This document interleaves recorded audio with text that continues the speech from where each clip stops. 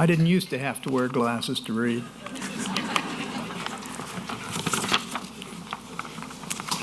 So let me add a little bit of context to that wonderful video.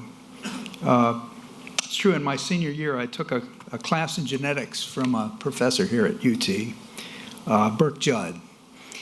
And as the semester rolled on, more and more often I would go by his office to speak about things that he touched on in class, usually not topics that were in the textbook, but something that Judd had brought up in class, pointing to a new discovery of special importance.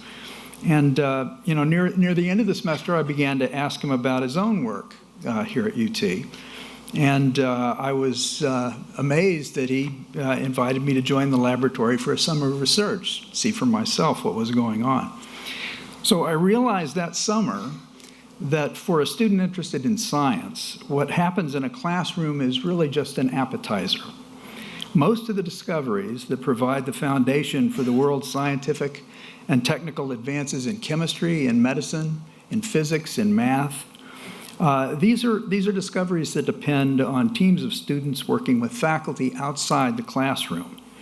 The National Institutes of Health, the National Science Foundation, these have immense resources that they focus on universities because that's where the most impactful discoveries in these areas are made. And a great example, a new example of this is this year's Nobel Prize in Chemistry, which went to one of our own, UT's John Goodenough, for discoveries leading to lithium-ion batteries. And I don't know how many of you require your cell phones hour by hour, but you can thank John here at UT. So UT, through Burke Judd, introduced me to this new universe of possibilities. The fact that students who had an interest in advanced studies can look to UT for something more, something beyond what they learned as an undergraduate. And of course, how does the university reach those students that may not know how to accomplish that change in trajectory? And it's faculty like Burke Judd that are the linchpin. My wife also took Burke Judd's course in genetics before I met her, and she tells me she had the same experience. She was unaware of the paths available to someone interested in a career in science, but her conversations with Burke, who was her undergraduate advisor, made these possibilities clear. Now, more particularly, in my case, graduate school in the biological sciences not only gave me the formal training I needed to become a scientist, but it literally put me on a path that led to that Nobel Prize in Medicine.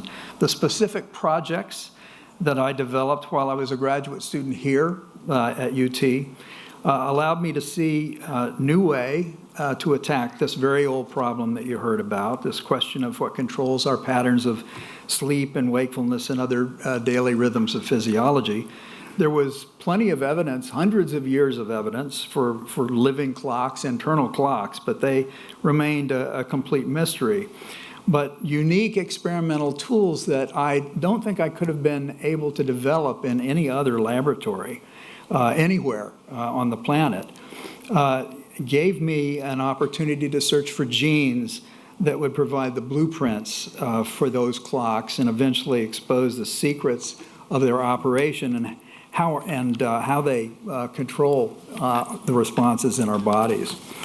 So last year, because of the tremendous opportunities that UT provided to both of us, Laurel and I established an endowment at the university to annually award a prize to an outstanding graduate student in the life sciences.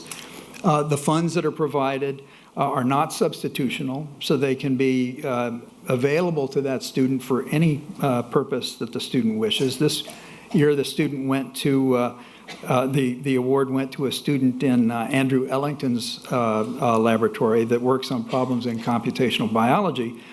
But the award can be given in any area in the life sciences: biochemistry, molecular biology, genomics, ecology, evolutionary biology, What I think excites Laurel and me about this award is it's going to be quite a treat just following year by year the range of accomplishments that are recognized.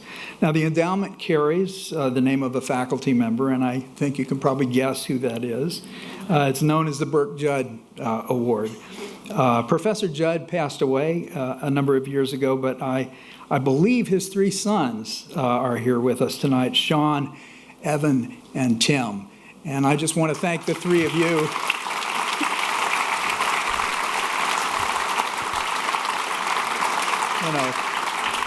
I want to thank the three of you for coming a long, long way, and also for all the influence that I'm sure you had on your father's wisdom and guidance. That's them. I hear them. I mentioned that my wife, Laurel, also had the benefit of Burke's advice, but there's one more piece to this story. And here again, Burke is at the center of it. It was Burke who introduced us. I was in Burke's office when Laurel came by for his advice. Again, he happened to be her advisor, and I'd been trying to meet her for months. So that was my chance. And I won't even go into the story I made up to get her to talk to me. Anyway, I really want to sincerely thank the Alumni Association for this tremendous recognition, and also for everything that you do for this truly extraordinary university. Thank you all.